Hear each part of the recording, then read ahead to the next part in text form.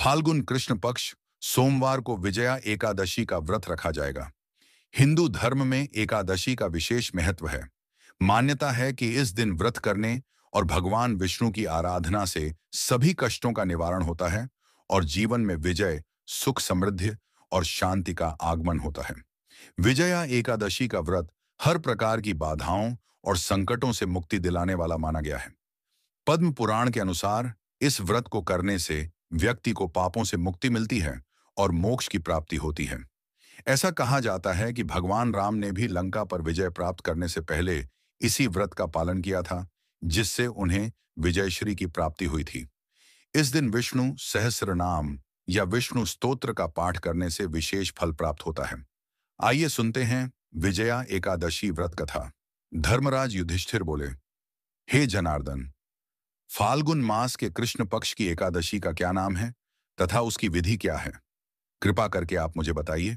श्री भगवान बोले, हे राजन, फाल्गुन मास के कृष्ण पक्ष की एकादशी का नाम विजया एकादशी है। इसके व्रत के प्रभाव से मनुष्य को विजय प्राप्त होती है। यह सब व्रतों से उत्तम व्रत है। इस विजया एकादशी के महात्म्य के श्रवण व पठन से समस्त पाप नाश को प्राप्त हो जाते हैं। एक समय देवर्षि नारद जी ने जगत पिता ब्रह्मा जी से कहा, महाराज, आप मुझसे फाल्गुन मास के कृष्ण पक्ष की एकादशी विधान कहिए।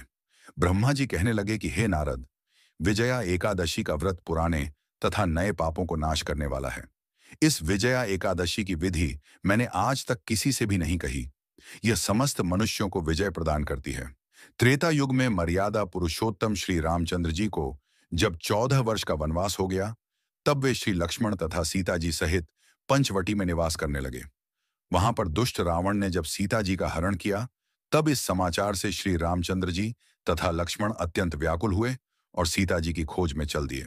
घूमते घूमते जब वे जटायु के पास पहुंचे, तो जटायु उन्हें सीता जी का वृत्तांत सुनाकर स्वर्गलोक चला गया।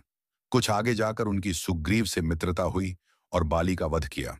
हनुमान जी ने लंका में जाकर सीता जी का पता लगाया और उनसे श्री रामचंद्र जी और सुग्रीव की मित्रता का वर्णन किया। वहां से लौटकर हनुमान जी ने भगवान राम के पास आकर सब समाचार कहे। श्री रामचंद्र जी ने वानर सेना सहित सुग्रीव की मदद से लंका को प्रस्थान किया।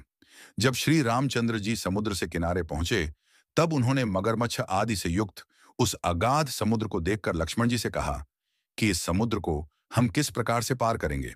लक्ष्मण ने कहा, हे पुराण पुरुषोत्तम, आप आदि पुरुष हैं, सब कुछ जानते हैं।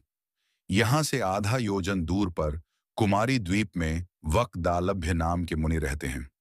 उन्होंने अनेक ब्रह्मा देखे हैं। आप उनके पास जाकर इसका उपाय पूछिए।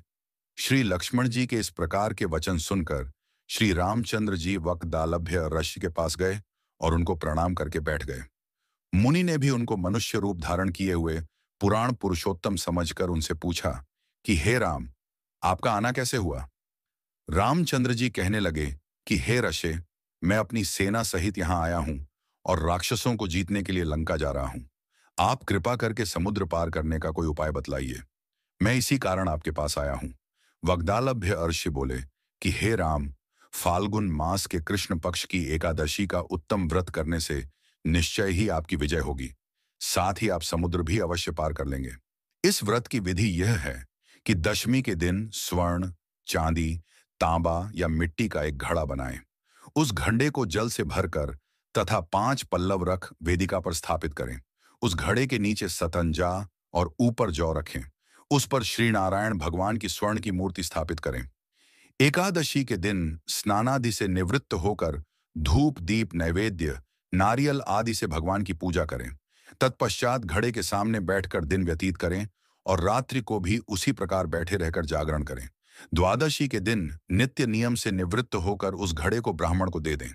हे राम, यदि तुम भी इस व्रत को सेनापतियों सहित करोगे तो तुम्हारी विजय अवश्य होगी। श्री रामचंद्र जी ने ऋषि के कथन अनुसार इस व्रत को किया और इसके प्रभाव से दैत्यों पर विजय पाई। अतः हे राजन, जो कोई मनुष्य विधि पूर्वक इस व्रत को करेगा, दोनों लोकों में उसकी अवश्य विजय होगी। श्री ब्रह्मा जी ने नारद जी से कहा था कि हे पुत्र, जो कोई इस व्रत के महात्म्य को पढ़ता या सुनता है, उसको वाजपेय यज्ञ का फल प्राप्त होता है। राधे राधे। जय श्री कृष्ण। जय श्री हरि विष्णु।